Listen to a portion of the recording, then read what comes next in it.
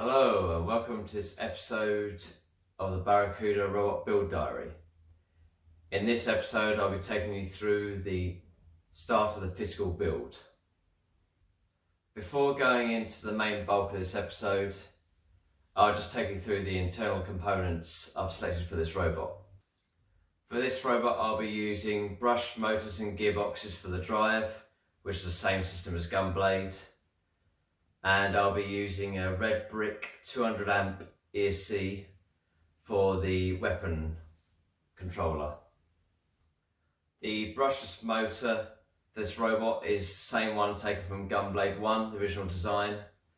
Now this wasn't really quite powerful enough to drive the weapon on Gunblade, but it should be plenty for this robot. For the weapon drive system I'll be using roughly 1 to 1.4 ratio pulleys for the drive with belts.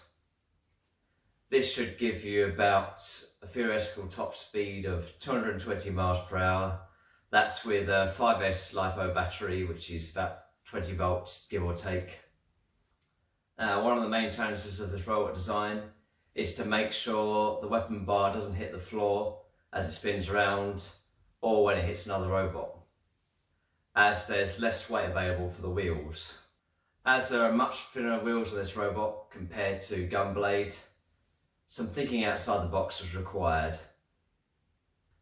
I'm going to come back to more details on the wheel design on a future episode. For now, these next pictures will be showing you the start of the physical build of Barracuda. So, to recap from the previous episode, this is the base plate of the robot, where I've taken the measurements directly from the CAD and put it on the HDPE piece. So then I cut out the piece with a regular wood saw. With the 6mm HDPE, it was relatively easy to cut out this way. The next pieces to cut out here were the 2 front plates of the robot and the 2 inner plates. Now this is all cut out from a panel of 8mm HDPE. The main challenge here was I was planning on screwing the 8mm HDPE with an M5 screw, which didn't leave much margin for error on the tolerances there. This particular piece is one of the back panel pieces. In the end, the way I guided the drill bit through the holes was to use the straight lines of the vise and actually drill in parallel. At least that way the screws didn't actually protrude out from the piece. However, it wasn't really that straight on in the other direction. So in the ideal scenario, I should have really used a drill press for this. Still, the chassis allowed for some margin for error, as it had 2 screws on each side. So after that, I repeated the process for the 2 inner panels, and now you can see how they all fit together. The next pieces of HDPE were made out of a panel of 6mm, and these were the 2 top panels. The next piece of the top panel after this was a much larger surface area, so I decided to use 4mm HDPE for that. This will become relevant later. As you can see, I'm starting to plan for weight saving. In this picture I also have the 2 outer side panels. These are both 8mm thick HDPE. And now we move on to the main part of the top panel, which has a new challenge because this would have to actually be bent into shape. So I ordered a heat gun and I also made my own personal jig in order to bend the HDPE properly and fix it in place. As you can see, this is made out of off-cut HDPE and spare screws I had lying around. For those keen observers, you'll notice the black piece of HDPE here is an off-cut from Gunblade.